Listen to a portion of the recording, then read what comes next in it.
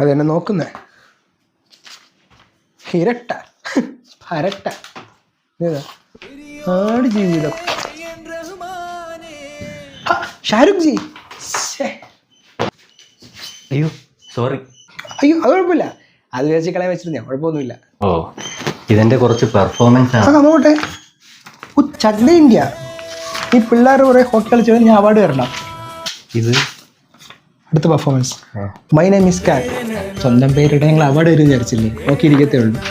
ഇത് അതെ സാധനം സ്വദേശ്. ഒരു തേങ്ങയില്ല.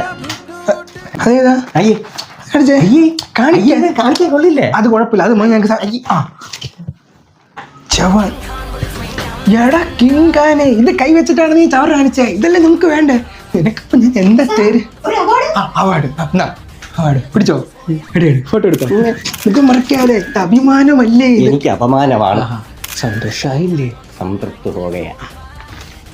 സാർ അടുത്ത രണ്ടരയും കൂടെ ഉണ്ട്. അതാരാ? തിരുവനന്തപുരത്ത് നിന്ന് ശാലിനി ഉണ്ണികൃഷ്ണൻ.